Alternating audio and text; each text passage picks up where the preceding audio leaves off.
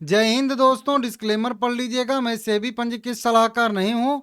Suzlon energy limited के बारे में फिर से बात करने वाले हैं, साथ में थोड़ा सा आइनोक्स को भी यहाँ पे कवर करेंगे। वारी की अलग से वीडियो बनाने की प्लानिंग में हूँ, देखता हूँ बना पाता हूँ कि नहीं बना पाता हूँ, ठीक है ना।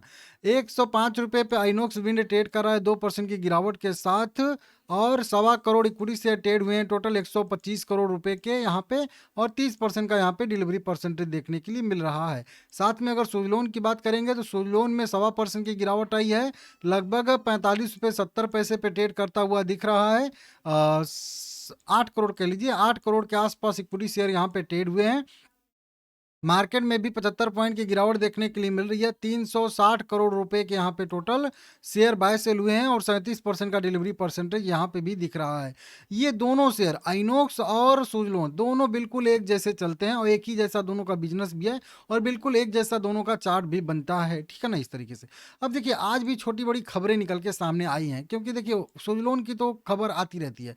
सुजलोन बनाम आइनोक्स यहाँ पे बताया गया है, और उसी के बाद देखेंगे यहाँ पे सुजलोन, यस बैंक और वारी दोनों का यहाँ पे कुछ एलकेपी सिक्योरिटी ने जो है अपना मतलब कुछ ब्रोकरेज रिपोर्ट निकाली है। और यहाँ पे मोतीलाल ओसवाल ने 74 रुपये के टारगेट के साथ फिर से जो है बाय रेटिंग यहाँ पे दे दिए हैं। मतलब ये पहले से ही बाय रेटिंग दे के रखे हैं, 74 रुपये का टारगेट, और अब फिर से। और ये यहाँ पे देखिएगा, ये सारा का सारा अपडेट देखिए, 5 घंटे 6 घंटे 8 घंटे 2 घंटे पहले का है, मतलब लेटेस्ट अपडेट है आज की, ठीक है ना। अब देखिए, मैं डिटेल में बहुत ज़्यादा तो नहीं जाऊँगा, लेकिन मैं आप लोगों को बस इतना यहाँ पे समझा दूँ कि यहाँ पे मोतीलाल ओसवाल ने फिर से 74 रुपये के साथ जो है बाय रेटिंग दी है। अब ये फिर से रेटिंग बाय क्यों दिए हैं?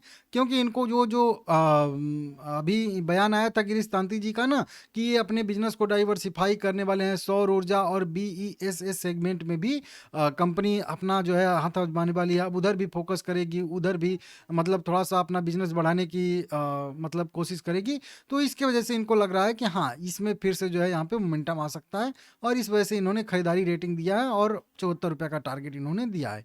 उसी के साथ में यहाँ पे आइनोक्स विंड के साथ जो है इनको कंपेयर किया गया है कि क्या है कैसी है। तो ICICI सिक्योरिटी ने आइनोक्स विंड के लगभग 190 रुपये के टारगेट दिए हैं, और उसी के साथ साथ यहाँ पे सिस्टमैटिक इंस्टीट्यूशनल इक्विटी ने भी यहाँ पे आइनोक्स विंड को 181 रुपये का यहाँ पे टारगेट दिया है। तो इस तरीके से दोनों में कई सारी ब्रोकरेज रिपोर्ट निकल के सामने आ रही हैं।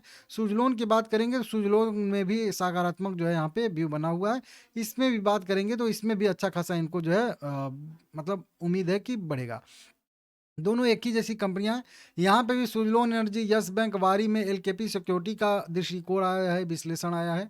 इसमें भी वही चीज़ है कि सुजलोन एनर्जी लिमिटेड को इनको दिख रहा है कि अभी थोड़ा सा ये भी दबाव में रहेगा। तत्काल समर्थन 43 पे इनको दिख रहा है, प्रतिरोध 48 पे दिख रहा है, और कुल मिलाकर सेटअप जो है वो 38 तक के धीरे धीरे बढ़ने का संकेत देता है। तो इनको भी लग रहा है कि अभी जो है यहाँ पे थोड़ा सा मतलब 38 रुपये तक भी जा सकता है, ऐसी संभावना इनको दिख रही।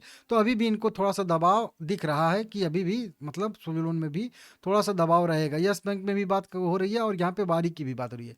वारी में भी बात करेंगे तो बढ़ते ही बेचो, मतलब थोड़ा सा उछाल पे बेचने का इनका व्यू है। समर्थन इनको 2300 पे दिख रहा है, और यहाँ पे तो ये तो चलिए वारी वारी का अलग से बनाऊंगा।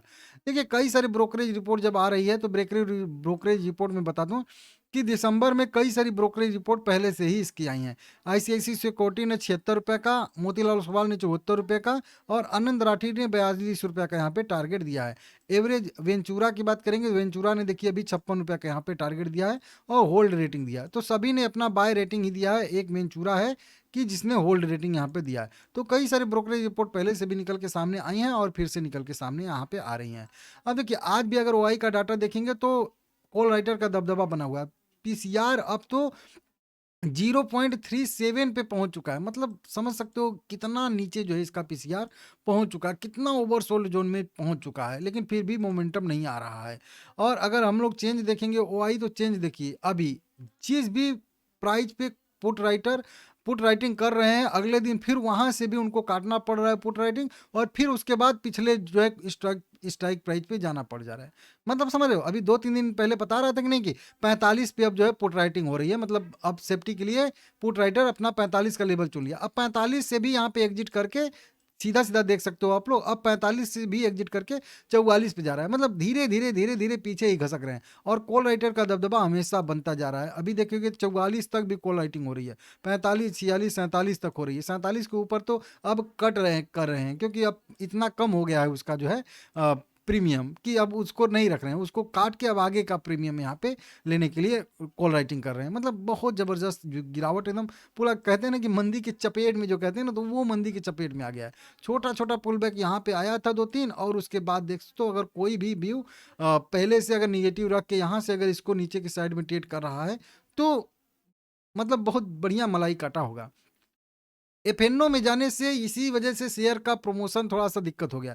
एफएनओ में जाने से क्या हो गया है ना, कि अब लोगों को तो ये होता है, कैश सेगमेंट के अगर शेयर होते हैं तो चाहे ऑपरेटर हो, चाहे एफआईआई हो, चाहे जीआई डीआईआई हो, कोई कोई भी हो, जब तक शेयर ऊपर नहीं जाएगा किसी को कुछ नहीं मिलेगा कैश सेगमेंट में। लेकिन जब भी share option, future and option में आता है, तो फिर दोनों साइड का ऑप्शन खुल जाता है, चाहे ऊपर जाए चाहे नीचे जाए, मलाई दोनों साइड मिलेगी, समझ रहे हो। तो ये इसके लिए थोड़ा सा और दिक्कत बन रहा है कि जब नीचे ही जाके हो जा रहा है अपना काम, तो ऊपर ले जाने की जरूरत क्या है, क्योंकि मजबूरी में लोगों को ऊपर कैश वाले शेयर को ले जाना ही पड़ेगा, क्योंकि कितना भी आप नीचे पोजीशन बना लीजिए, जब तक शेयर ऊपर नहीं जाएगा तो कुछ नहीं मिलेगा। लेकिन इसमें एफएनओ वाले शेयर में दोनों साइड मिलता है, और न जाए तो भी मिलता है, कहीं एक जगह पे रहेगा तो भी मिलता है। तो एफएनओ की ये खासियत है, और इसी वजह से शायद हो सकता है कि और इसमें दबाव देखने के लिए मिल रहा है। एफएनओ में नहीं होता तो मुझे लगता है कि एक आध मोमेंटम बढ़िया वाला आ गया होता, लेकिन वही बात है कि अब ठीक है। चलिए, ये तो कैश सेगमेंट वाला है, लेकिन इसमें भी अगर देखेंगे तो दबाव ही है, क्योंकि बिल्कुल जैसे सुजलोन का चार्ट बनता है, बिल्कुल वैसे इसका चार्ट भी बनता है, तो इसमें भी निगेटिव ही व्यू रहने वाला है। देखते हैं कि रिजल्ट इन दोनों का कैसा आता है, उसके बाद ही कुछ डिसाइड होगा। तो फिलहाल में इसमें गिरावट का ही व्यू रहेगा, मंदी का ही संकेत यहाँ पे दोनों शेयर दे रहे हैं। हालांकि मेरा काम है अपडेट देना, आप लोगों को मैं टाइम टू टाइम अपडेट देते रहूँगा, ठीक है, देख लीजिएगा आप लोग। बाकी वारी को भी कवर करना चाह रहा था इसी में, लेकिन वीडियो बड़ी बन जाएगी, अलग से बनाऊंगा उसका, ठीक है ना। लाइक करिएगा सभी लोग।